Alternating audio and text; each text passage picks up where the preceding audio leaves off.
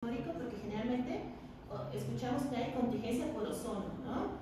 Sobre todo la temporada de ozono que inicia en febrero, ya está terminada la temporada de ozono en junio porque inicia la temporada de lluvias, ¿no? Entonces, bueno, tenemos una alta incidencia de la radiación UV, lo que hace que las reacciones fotoquímicas se den en la atmósfera y entonces empiecen a oxidar los contaminantes y den origen al ozono troposférico, ¿vale? Ozono, que es lo que afecta la calidad del aire. Entonces, bueno, este hecho de exceder por partículas, por PM2.5, que son partículas que permanecen suspendidas en la atmósfera por un tiempo de vida muy largo, pues hacen que sea una fracción respirable y pueda ingresar a nuestros pulmones, ¿no? De hecho, estamos, aún no concluye, bueno, ya dieron fin a la contingencia de la pandemia por COVID, que justamente es un virus, ¿no? Derivado de un virus que es una partícula, ¿no? Un virus es una partícula PM2.5 que se mueve en el aire, ¿no? Entonces es fracción respirable. Adelante, por favor.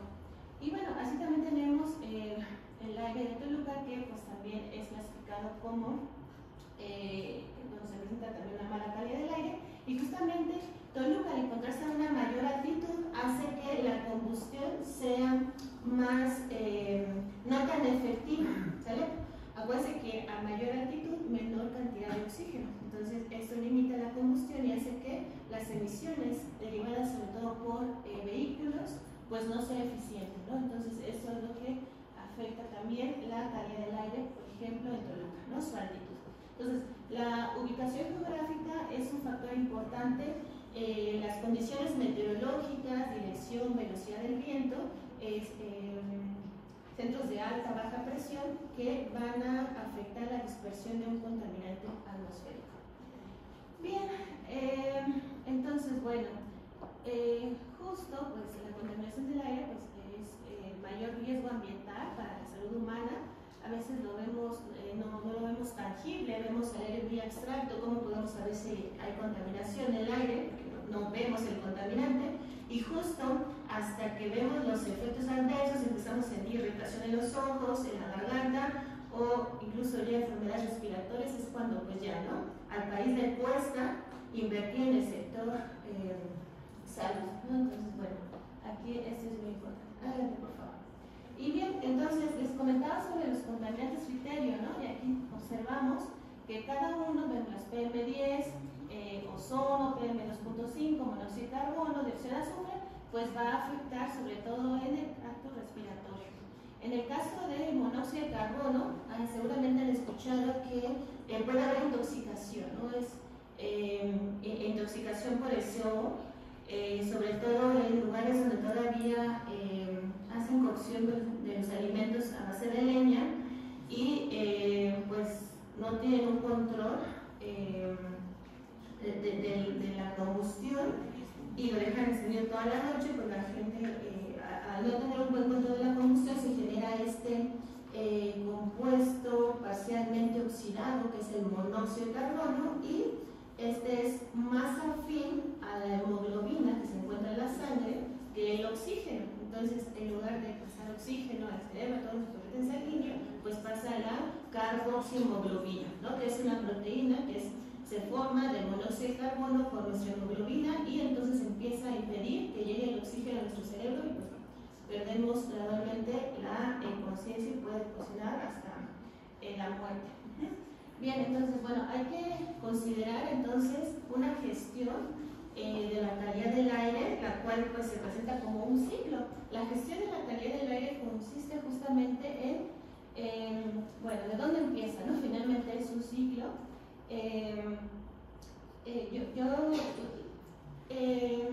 Desde la revolución industrial que se empezó a dar auge al carbón como combustible y a la máquina de vapor, se empezó a ver un efecto a la salud provocado por la quema de carbón, ¿no? Y sobre todo porque el carbón es uno de los combustibles que tiene más impurezas de azufre, ¿de acuerdo? Entonces, al quemarse, pues va a generar dióxido de azufre.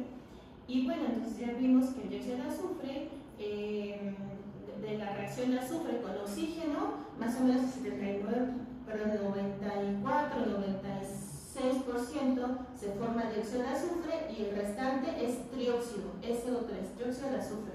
Entonces, este es muy higroscópico, rápidamente reacciona con el agua y forma ácido sulfúrico. Entonces, tenemos una neblina mortal, una neblina muy corrosiva que justamente provoca efectos adversos. Entonces, empezamos este ciclo de gestión de la calidad del aire cuando la gente empieza a presentar malestar. Sale malestar en su salud y entonces el gobierno dice, bueno, pues me cuesta, ¿no? Me cuesta invertir en la salud pública porque la gente se empieza a enfermar y bueno, a partir de eso toma decisiones políticas, tal vez cambio de programas pro aire o empieza a hacer cambios hasta de norma, hacer más estrictos los límites máximos permisibles e incluso puede modificar el marco legal o cambiar algún índice, ¿no? Lo vimos, ¿no? De INMECA se cambió a índice de aire salud, donde ya se monitoreó en menor tiempo las partículas. El problema fue que no se, con el INMECA no se tenía un tiempo de monitoreo suficiente para identificar una concentración alta de partículas, sino que se prolongó, no pasa nada, todavía no hay efectos adversos y pues bueno, ya fue demasiado tarde, ¿no? Y se dio alerta por contingencia de partículas. Entonces ya los índices pueden cambiar, ¿no? O se puede modificar el marco legal. Y entonces, si no puedes prevenir, pues ¿qué queda? Pues controlar.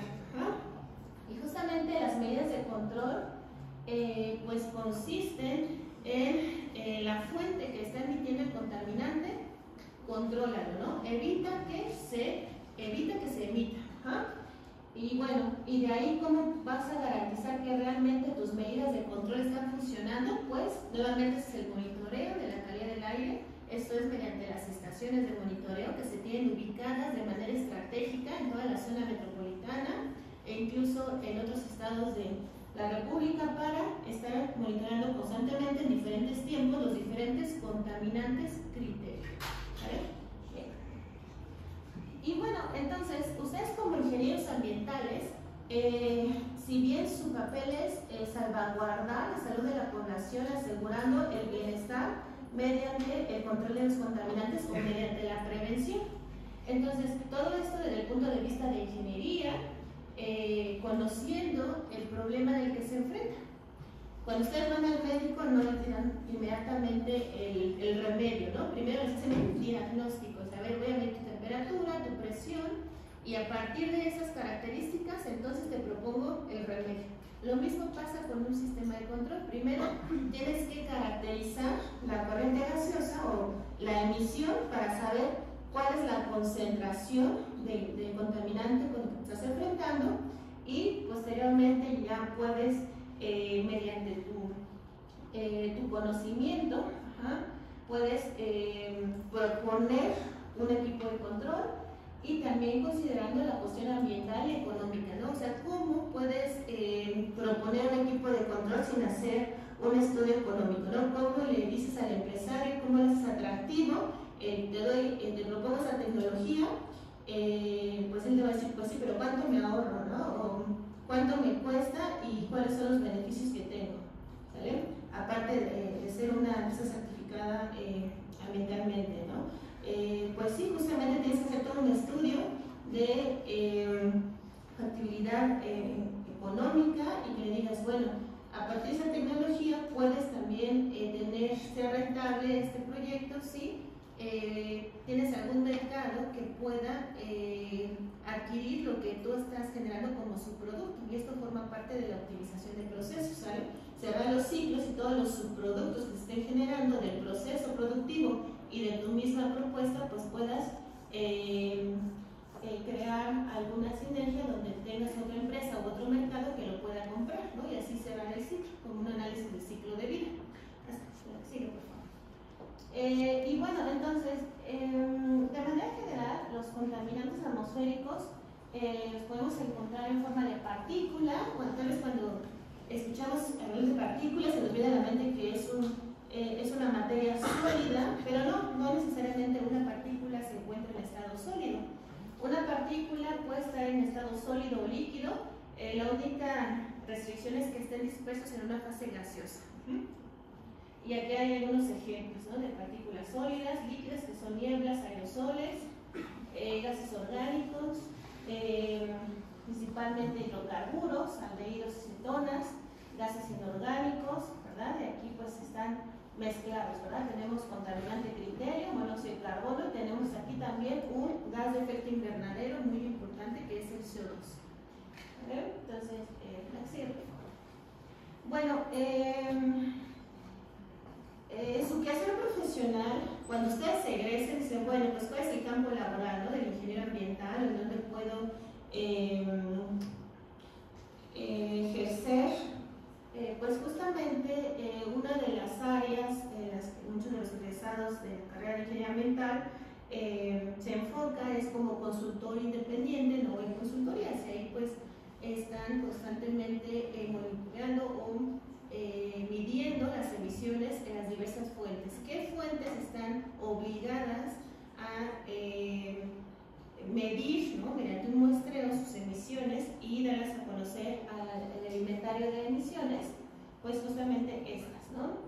Todo el petróleo y petroquímica, química, el cemento, ¿no?, que es una industria muy contaminante, sobre todo de CO2, tratamiento de residuos peligrosos, generación de energía eléctrica, automotriz, entre otras. Entonces, todas estas son fuentes fijas o puntuales de jurisdicción federal, en las cuales tienen que dar a conocer sus emisiones. Bien, entonces, cuando tienes ya el problema de emisión de contaminantes, lo que queda pues es optar por alguna de estas acciones, ya sea que digas, bueno, estás fuera de norma, tu emisión está fuera de los límites máximos permisibles, no le puedes decir de forma drástica, elimina la operación, ¿no? Tampoco, bueno, puedes regular la ubicación, optimizar el proceso, minimizando el consumo trans de combustible, mejorando la eficiencia energética, son algunas acciones, o cambio de equipo obsoleto por equipo nuevo que pueda reducir sus emisiones, ¿no? O de plano, pues, implementar dispositivos de control, que es en lo que nos vamos a enfocar. Bien, pues como equipos de control ya hay varios. Tenemos control de los NOx, del óxido de nitrógeno, del óxido nítrico, y estos equipos de control, ¿por qué se forman los NOx?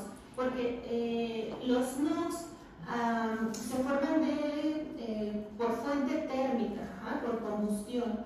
Al encontrarse, ¿qué es lo que se requiere para que se genere una combustión? Bien, el combustible requiere una fuente de oxígeno, y la fuente de oxígeno es el aire, ¿no? O sea, saldría muy caro tener un tanque de oxígeno puro, entonces tu fuente de oxígeno es el aire, y el aire tiene nitrógeno, ¿no?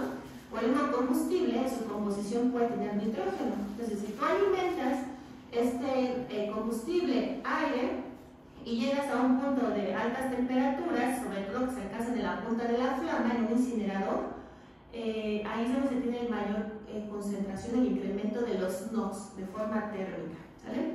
Entonces, estos se pueden reducir mejorando la eficiencia de la combustión, disminuyendo la temperatura de la flama, por ejemplo, si es donde se alcanza la mayor temperatura, la formación de NOx, reduces la temperatura de la flama, o controlas la relación aire-combustible, o recirculas los gases productos de combustión para disminuir la formación de NOx. Entonces, esas son medidas preventivas, ¿no?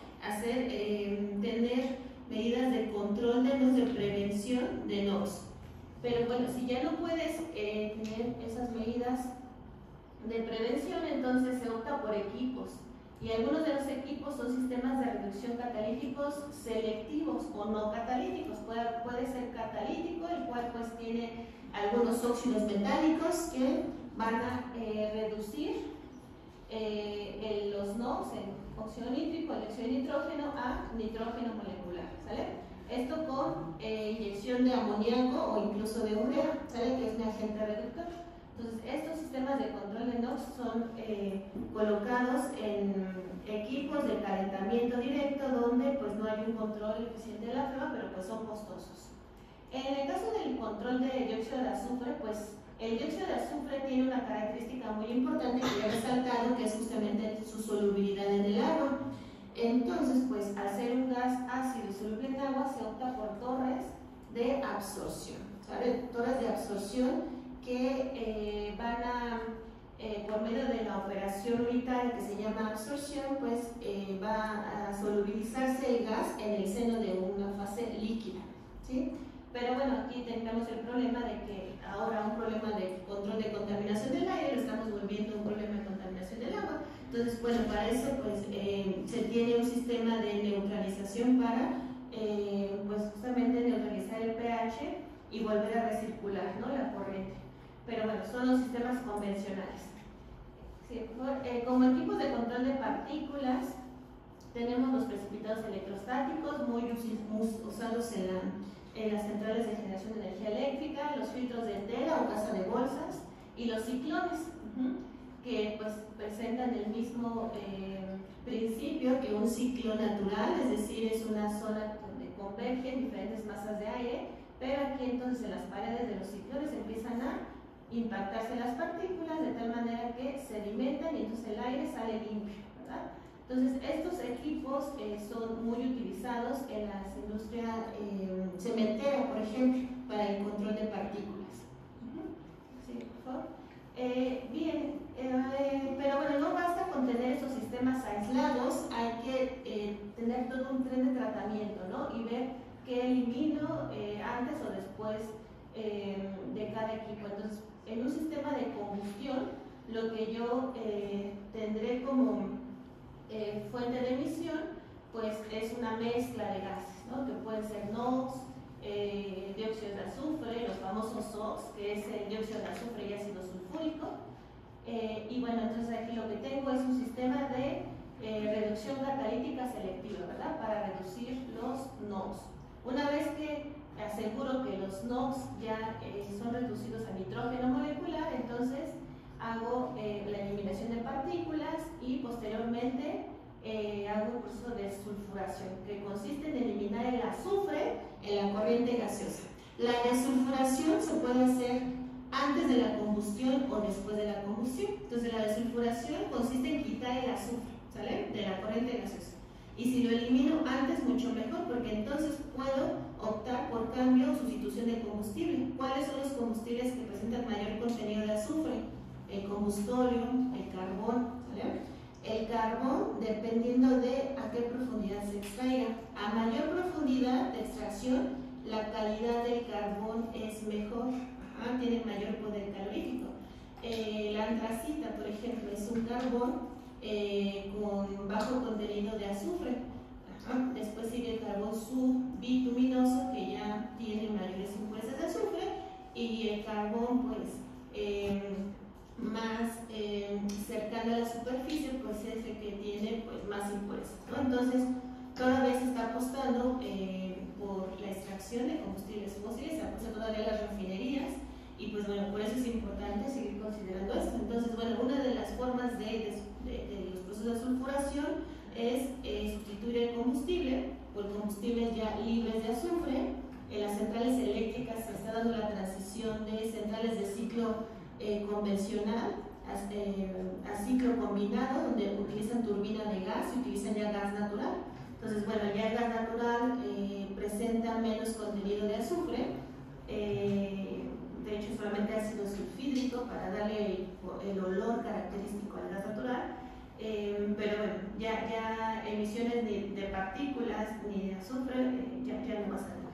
Entonces, bueno, esa es una forma de eliminar el azufre. U otra, pues como les decía, en columnas de absorción, ya sea añadiendo únicamente agua o compuestos alcalinos, ¿no?, como caliza o óxidos de magnesio, para neutralizar la corriente ácida. Pero bueno, aquí no acaba, eso es un proceso convencional. Lo que el título de esta ponencia pues son tecnologías emergentes, ¿no? O sea, tecnologías que emergen para, ahorita vamos a ver cuáles son las características que deben cumplir esas tecnologías emergentes, y pues justamente el aprovechamiento de los gases, la valorización de los gases, es importante, pero para que tú valorices un gas, así como hay valorización de residuos, también hay valorización de gases, pues tienes que tenerlo separado, ¿no? Tienes que tenerlo lo más puro posible.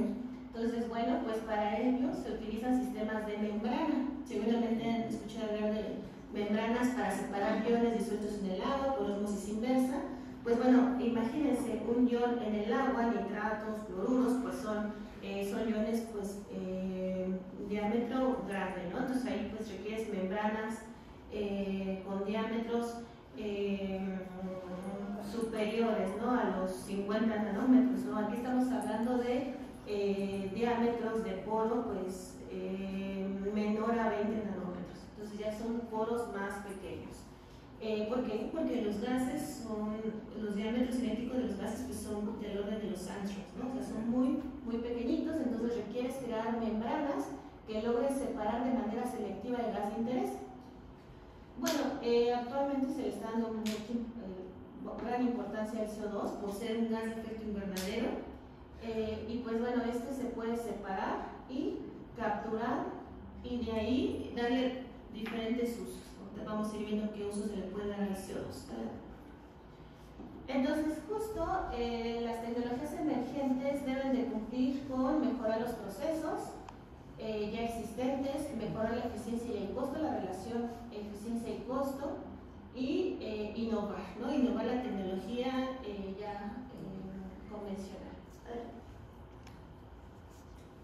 Bien, si nos centramos, por ejemplo, en el proceso de producción de cemento, vemos que desde la extracción de la materia prima en las canteras se generan pues partículas, se utilizan explosivos y se generan partículas o emisiones fugitivas, ¿sale? Toda emisión fugitiva es aquella que no es conducida, ¿no? Que no pasa a través de un conducto y que finalmente no va a parar a la chimenea. Recordemos que lo ideal es que toda emisión vaya conducida hacia una chimenea porque es ahí donde se hace el muestreo, ¿sale? Para saber que también se está realizando el proceso productivo o si tu equipo de control, en caso de que exista, está cumpliendo con la eficiencia requerida y por lo tanto con las normas. Entonces, desde aquí tenemos emisiones, ¿no? Desde la trituración o el uso de explosivos, emisiones de partículas. Durante la formación del clinker, que es una materia, pues la materia prima pues más utilizada o la que se genera en un horno rotatorio en la industria cementera, pues es un material que ya casi tiene características de cemento, es decir, ya fragua con el agua, ¿no? Se endurece con el agua. Y bien, para formar el clinker se deben de llevar toda la materia prima, el caliza, todos los compuestos carbonatos de hierro, pues a altas temperaturas para sintetizarlos, para homogeneizarlos y formar el clinker. Pero esto, imagínense, tiene un consumo de combustibles muy alto y además la cementera es una de las industrias que se le acepta tener combustibles alternos.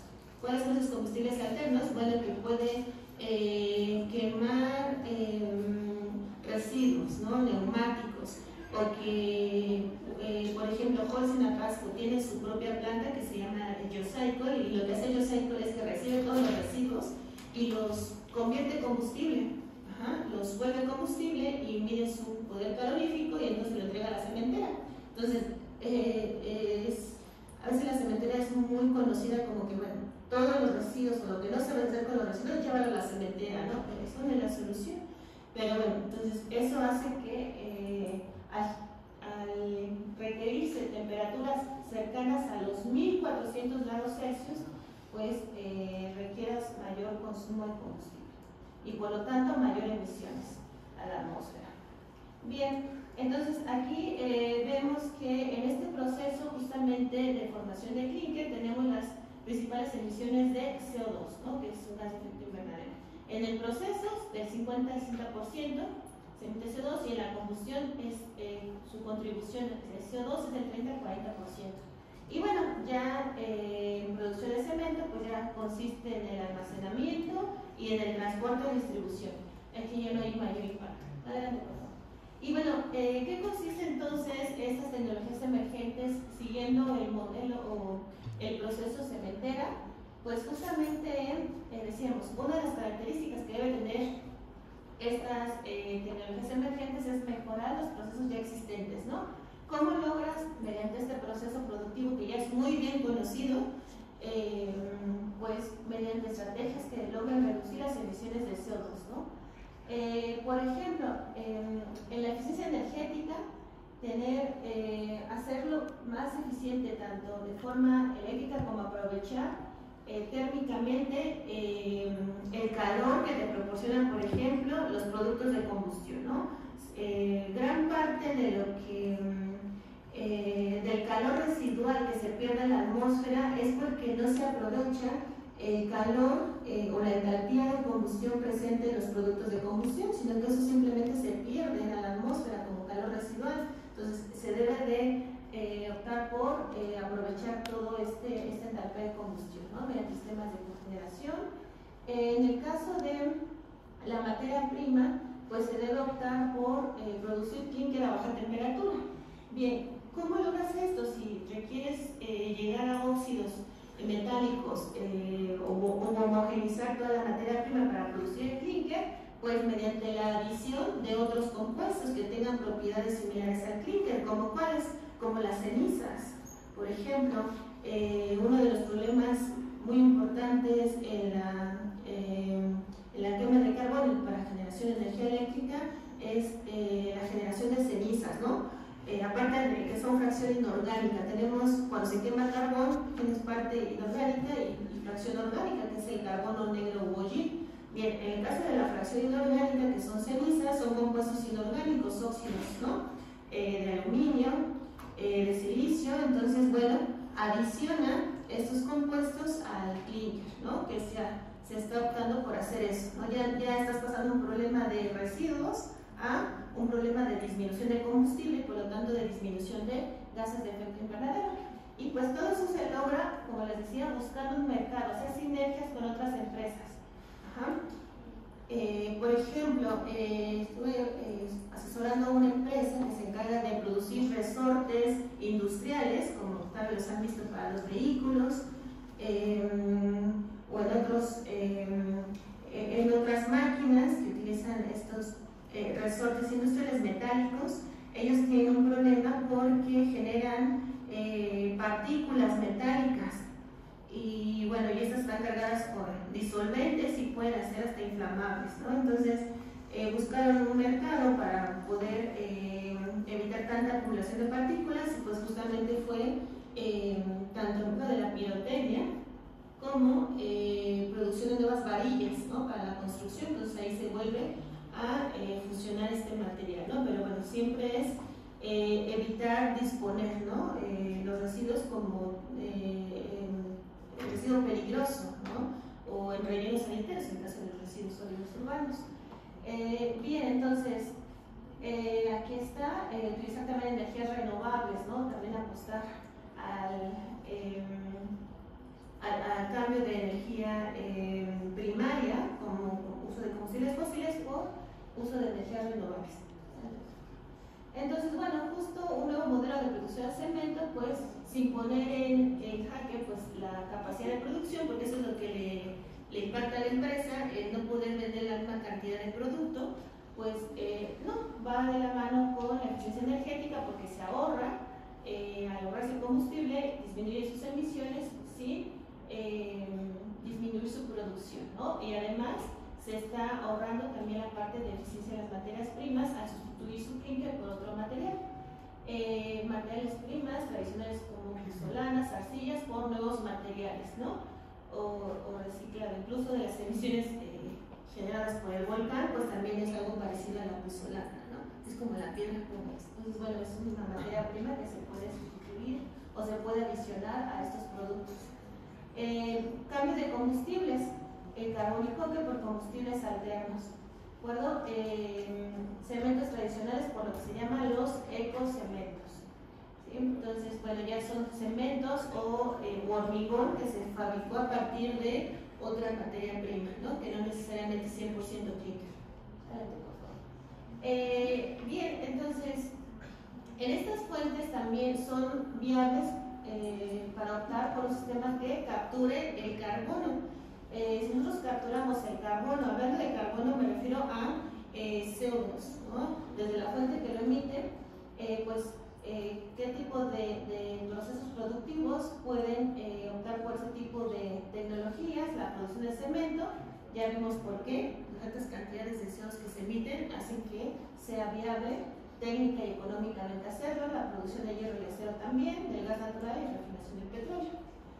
Son por hablar de algunas. En el caso, por ejemplo, de hacer más eficientes los procesos, también tenemos la generación de energía eléctrica, ¿no?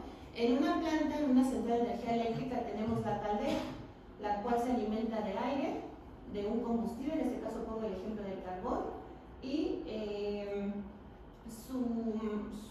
bien, en esta caldera que va a generar vapor, va a mover una turbina de vapor que se va a formar su energía química, energía mecánica, esta es energía eléctrica, ¿no? Bueno, esa es la parte de generación de energía eléctrica. Vamos a centrarnos en la parte de emisiones.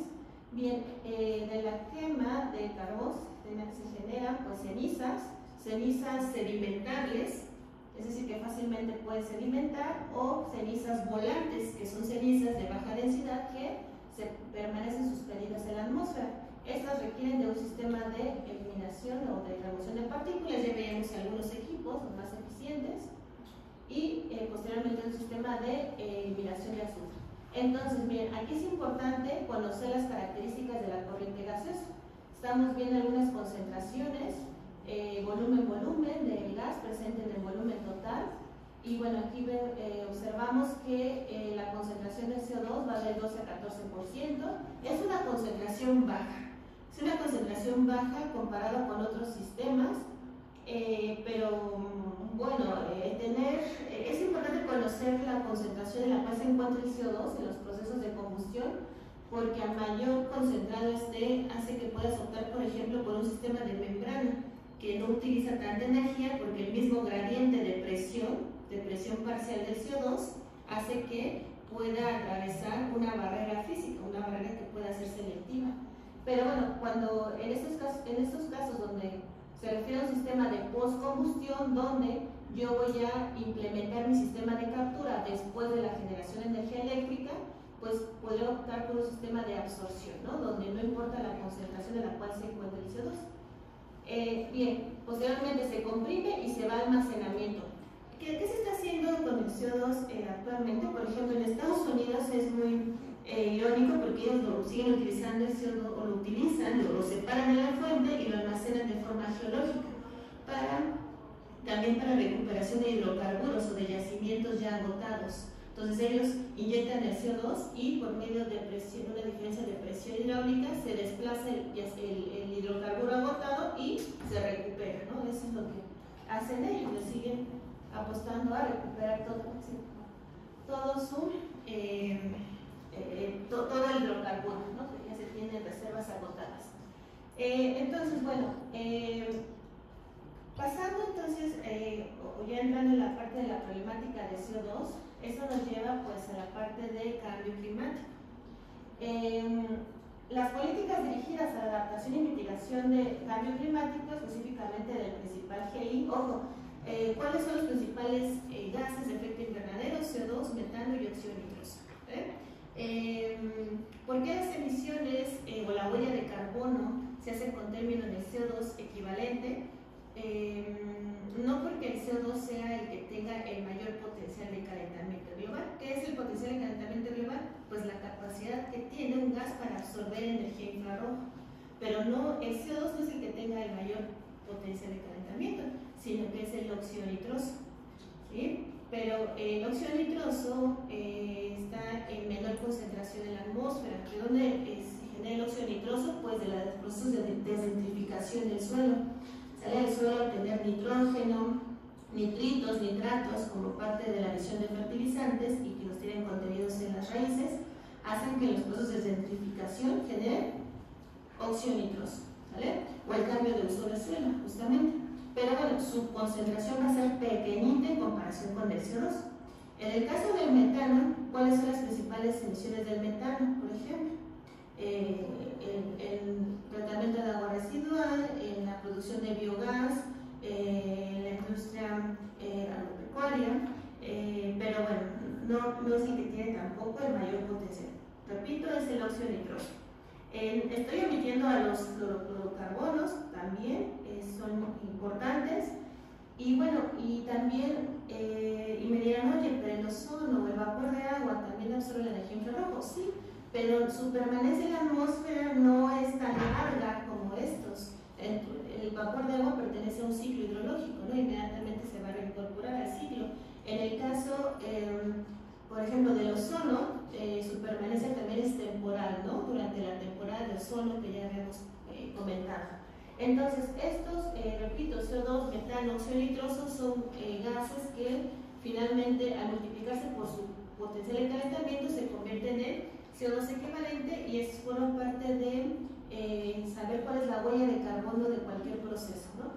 Entonces, bien, una de las formas para mitigar este gas, sobre todo por su mayor concentración, eso es CO2 equivalente porque se encuentra en mayor concentración en la atmósfera, es haciendo incremento en la eficiencia energética, ¿no? Bueno, además de la participación de energías renovables, captura y almacenamiento de carbono y disminución de la participación del uso de combustibles de tipo fósil. Entonces, ¿cómo logras eso? Reducir la intensidad energética, es decir, las emisiones de carbono, dióxido de carbono por uso de energía eléctrica, pues haciendo uso eficiente de la energía, ¿vale? Sustituyendo o haciendo sistemas de aislamiento térmico en diferentes casas, habitación donde se pierde el calor, cambiando luminarias para ahorrar más la energía eléctrica, aprovechando los picos de cambio de energía, entre otros. Reducir la intensidad de carbono, es decir, el uso de combustible libre de carbono. Bien, aquí para la intensidad de carbono se refiere a cuánto emites de carbono por consumo o generación de energía eléctrica. Entonces, ¿cómo puedes reducir la intensidad de carbono? Pues bien, optando por el cambio de uso de combustibles no fósiles a energías renovables o a base de hidrógeno, ¿no?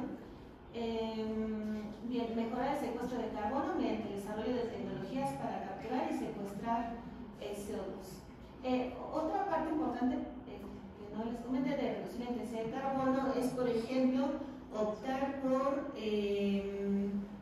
combustibles a base de biomasa, ¿no? Escuché hablar de las biorefinerías, que a diferencia de las refinerías convencionales, donde se utilizan combustibles de tipo fósil para producir o bueno, para extraer diferentes productos derivados del crudo, pues en las biorefinerías se apuesta por generarse un combustible, pero a base de algún tipo de materia orgánica fijada en algas, por ejemplo. O sea, hay reactores de algas que fijan CO2 y lo convierten en biomasa, y finalmente es carbono almacenado que también puede reducir la intensidad de carbono. ¿Por qué? Porque utilizas o fijas el carbono de la atmósfera como CO2, lo vuelves combustible, pero estás incorporando el ciclo del carbono, ¿sale? Entonces tu intensidad de carbono neta es igual a cero. Lo que emites vas a fijar. ¿Qué consiste el sistema CAC, captura y almacenamiento de carbono? Separarlo de la fuente, capturándolo y almacenándolo, ¿no? Para diferentes usos. Nos comentaba que uno de los usos es recuperación de hidrocarburos agotados, pero otro también es, todo depende de qué tan puro logres separar el CO2. Si lo logras separar o tenerlo lo más puro posible, se puede incorporar en la industria de las bebidas carbonatadas, ¿no? O la industria de producción de hielo seco, o en la industria de la producción del vino, del sello del vino, ¿no? Para evitar su oxidación, por ejemplo. Es un gas que también es considerado inerte. Bien, entonces dentro de las tecnologías que surgen para separar estos gases, ya se comentaba que son las membranas, a partir generadas de diversos materiales como zeolitas, como aluminosilicatos, estructuras metal orgánicas donde se le adiciona un metal y entonces esta funciona como un tamiz molecular donde pasa un gas y otro se queda, el gas de interés pasa y el otro se queda retenido, ¿verdad? No logra pasar. Adelante. Y bueno, es lo que les decía. Otra parte que es mejorar la eficiencia y el costo es optar por posibles sistemas de captura de CO2, ¿no? Valorizar lo que te está, lo que estás invirtiéndole por separar. Si vas a optar por un sistema de separación, pues entonces busca un mercado que te logre comprar ese carbono separado para que lo puedas incorporar a tu proceso, puedas ser rentable tu proyecto.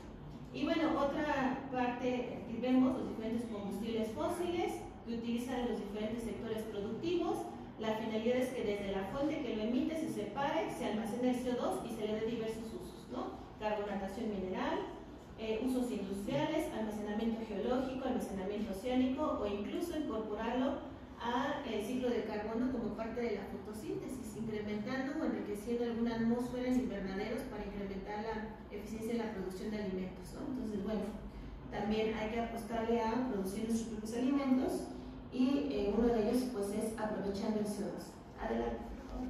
Y bueno, la parte de innovación de tecnología, como tecnologías emergentes ya en países como Suiza, pues ya se tienen máquinas que extraen, así como un ventilador grande o sistemas de ventilación, extraen el aire, tienen módulos de separación y lo que tienes es aire libre de CO2. Aquí lo separas, lo comprimes y le das los diversos usos. Entonces, en eso consiste ya la innovación de tecnología, que pues aquí en México seguimos desarrollando todavía tecnologías de membrana, pero pues al ser costosas no es atractivo para la industria. Y bueno, ¿qué es lo que hace esta empresa Clayworks en Suiza? Pues justamente lo que les decía, tienes un sistema de extracción de aire, donde tienes CO2, nitrógeno, oxígeno, pasa al sistema de separación, retiene el oxígeno, perdón, el CO2 y se concentra. Aquí lo tienes puro. Entonces, esto es un desarrollo tecnológico y forma parte de las tecnologías emergentes. Adelante, por favor. Y bueno, aquí es un uso, ¿no? Por ejemplo, producción o incremento de alimentos. Al incrementar la fotosíntesis, tu CO2 es tu reactivo, ¿no? Vas a tener mayor producción de celulosa, ¿no? O de cultivos. Por favor. Y bueno, otros usos que se le pueden dar al CO2, combustible. La planta, por ejemplo, de Audi puede producir gasóleo sintético empleando o separando moléculas de oxígeno del aire y posteriormente van a reaccionar con el CO2, ¿no? Esto es para producir gasóleo sintético, alimento para peces, porque es una gran cantidad. Para producir ácidos grasos puedes fijarlo como CO2. Asientos para autos, por ejemplo, también es una materia prima que se puede utilizar ya en la industria automotriz, el CO2. Producción de cemento ecológico, ¿no? Como su mineralización, como carbonatos. Y bueno, estos son los que se le está dando al CO2 en diversas partes del mundo, mientras que en Estados Unidos se está utilizando para estimular la extracción de petróleo, ¿no? Es irónico. La tecnología alemana, por otra parte, hace estructuras que se llaman como smog. El smog fotoquímico, aparte de tener ozono, que es un agente oxidante, también tiene nitratos de peroxiacetil, el famoso PAN, no el partido político, es el nitrato del peroxiacetil, es un agente oxidante, para que no se duerma. Entonces, tenemos aquí que en México ya tenemos una estructura a base de dióxido de titanio, que es pues un catalizador que en presencia de radiación ultravioleta puede reducir, así como veíamos los sistemas de reducción catalítica selectiva para reducir los NOx, pues justamente esto. Esta estructura hecha de dióxido de titanio hace que logra reducir los NOx a nitrógeno. Se encuentra en el Hospital Manuel G. González, por favor.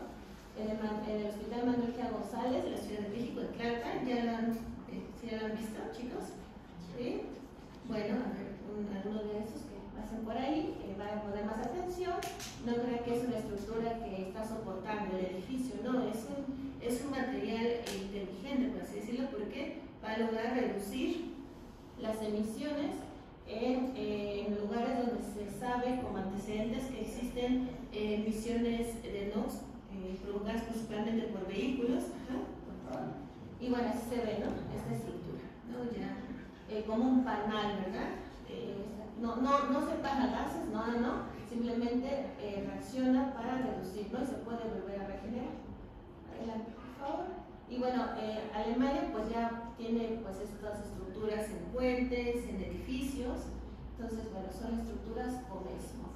Y bueno, también estamos trabajando también con la doctora Diana Gómora, ella pues experta en técnicas de caracterización y seguimiento de la evaluación de reacciones para disminuir o ver cómo se están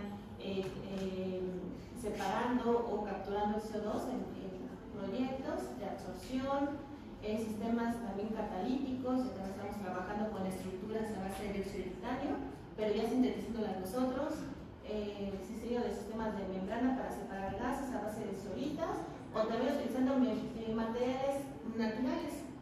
Justamente aquí en San Jerónimo, en Manalco, en Texcoco, también estamos estudiando materiales que puedan, o estudiando cuál es su capacidad de absorber CO2 de manera natural. Y pues bueno, será todo. Muchas gracias.